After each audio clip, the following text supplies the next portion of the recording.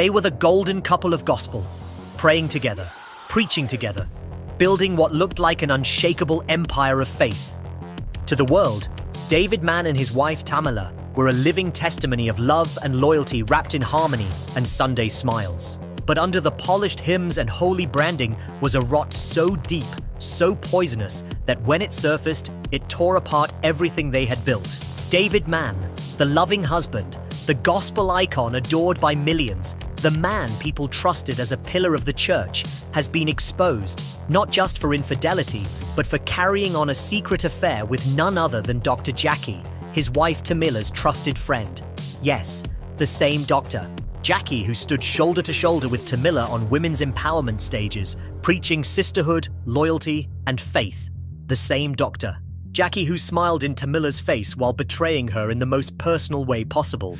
For years, she was slipping into Tamela's home, hugging her in public, and stabbing her in the back behind closed doors with her husband. And when Tamela found out, she didn't collapse into tears for the cameras. She didn't post vague Bible verses to hide behind. She lawyered up, filed for divorce, and turned her heartbreak into a public declaration of war. This wasn't just a marriage ending. This was a holy war, and the walls of the church shook under the weight of it. Social media erupted. Fans took sides. But Tamela didn't hide in shame. She prepared to speak her truth like a prophet with fire in her voice. Because when God gives you a platform, you don't whisper, you roar. And this roar was about to echo across every pew in America. For over 2 decades, Tamela had stood by David's side. Together, they embodied black gospel royalty.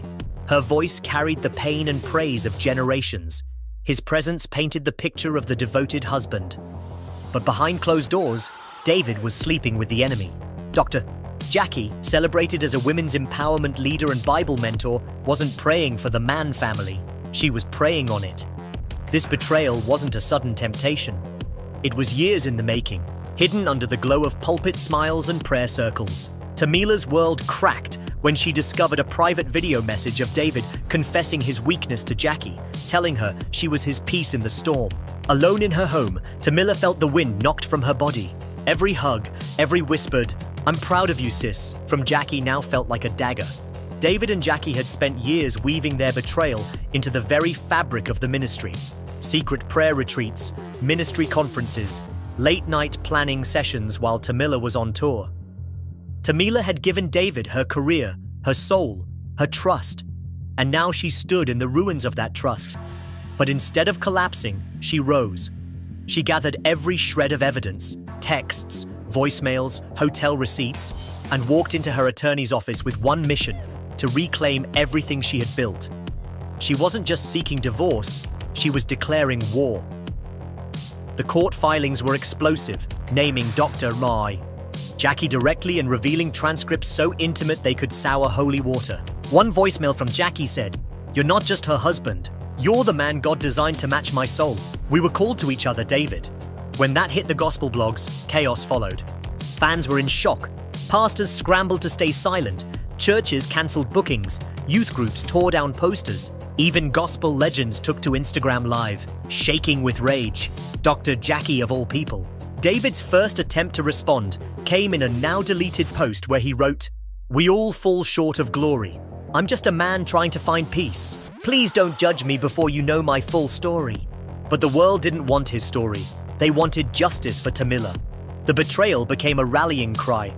Black Twitter ignited, church elders organized boycotts, megachurch choirs replaced David's name with Judas in their skits. Even from the pulpit, shade was thrown. Be careful who you pray with, they might be sleeping with your spouse next. David's PR team tried spinning the narrative, claiming his connection with Jackie was purely emotional and born out of loneliness, but the receipts painted a different picture. This wasn't an accident. It was a calculated sin, protected and nurtured inside the very ministry Tamela had helped build. And Jackie? She stayed silent, offering no apology, only posting weeks later. Even angels fall, but God still uses broken vessels. Tamela wasn't interested in sermons on broken vessels. She was the storm now.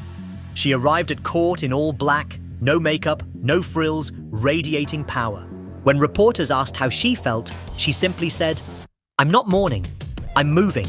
Rumors began circulating that she was naming names, other women, Other scandals, other gospel figures who had covered for David in exchange for access and platform perks. The turning point came when Tamela went live on social media, stripped of glam, stripped of choirs and production lights, just her and the truth. "I gave him everything," she said, voice steady but edged with steel. "My voice, my youth, my faith. And while I was out here praying for our legacy, he was building a second one with my sister in Christ." She paused, eyes locked on the camera. "I'm not broken. I'm awake." The live exploded with comments. Fans declaring their loyalty, church members confessing their own experiences of betrayal, strangers applauding her courage. Within hours, David lost multiple brand deals, a gospel film premiere was cancelled, and Dr. Jackie's women's wellness tour collapsed as sponsors pulled out. Jackie attempted to paint herself as the one who had offered emotional refuge to a lonely man. But that narrative disintegrated when a journalist from the Christian Ledger leaked court documents revealing David had quietly transferred large sums of money from his and Tamela's joint account into a ministry fund under Jackie's name just weeks before the affair was exposed. Tamela's legal team hit back hard, freezing assets, filing for fraud, and demanding a full forensic audit. Now, the scandal wasn't just about betrayal. It was about financial abuse, spiritual manipulation, and calculated deception. David stayed silent. Jackie tried to weaponize faith, but Tamela wielded truth like a sword, slashing through every lie with each post, each interview, each public statement. A friend close to her summed it up best. "She's not singing about heartbreak anymore. She's preaching survival, and the world is listening." The final day in court felt more like the climax of a spiritual battle than a legal proceeding. The gallery was packed with church elders, choir members, longtime fans, and even enemies disguised as well-wishers. Tamela entered dressed in black from head to toe, a veil covering her face, mourning not just a marriage, but an entire era of lies. David avoided her gaze as the bailiff handed the judge a sealed folder labeled Exhibit M Confidential Audio Recording. When the judge pressed play, the courtroom became a confessional booth with no escape. David's voice came first, smooth and calculated. "You know Tamela is not going to leave me, right? She needs the image more than I do. But you? You're the only peace I've had in years, Jackie." Then Jackie's voice, dripping with arrogance, let her sing those sad songs. "You're coming home to me, David, and that's the only gospel I believe in." The room gasped in unison. A church mother fainted, another woman cried out to God, and a young attendee clutched her Bible as though it were a lifeline. Tamela didn't shed a tear. Instead, she removed her wedding ring, held it high for all to see, and let it drop to the courtroom floor with a metallic clang that echoed louder than any sermon David had ever preached. That was the sound of the end, and the beginning. The prosecution wasn't finished. A private investigator, hired by Tamela's legal team, took the stand and presented months of surveillance evidence. Time-stamped photos of David and Jackie entering hotels, receipts for couples' spa packages, and Valentine's Day dinner reservations booked under a fake ministry name funded through Jackie's non-profit. The gallery murmured with outrage, but the atmosphere shifted again when Tamela's daughter, Tia, was called to testify. Her voice trembled as she told the court, "I came home early from rehearsal one day. Daddy wasn't supposed to be there, but he was. And she was in my mother's kitchen, wearing her robe, cooking his favorite meal. They froze like criminals. I never told my mom because I thought I was protecting her, but I was protecting a lie." Tamela turned her face away, unable to look at her daughter, yet unable to leave. By midday, David Mann was stripped of the image he'd cultivated for decades. A man without a pulpit, without moral authority, without defense. "Doctor." Jackie's composure cracked when the judge announced her marriage counseling license would be suspended pending a misconduct investigation. She whispered urgently to her assistant, "Get the PR team ready," but no crisis manager could undo what came next. Tamela took the stand. Her words were quiet but landed like thunder. "I served God beside a man who was serving himself. I built a kingdom while my crown was being stolen by a friend. I wasn't just betrayed. I was spiritually assassinated, and I will not be silent."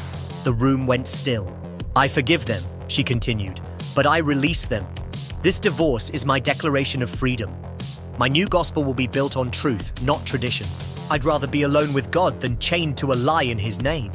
The judge ruled in her favor. granting the divorce, awarding spousal support, and ordering the liquidation of joint assets. But even before the gavel struck, the gospel industry was already unraveling around David and Jackie.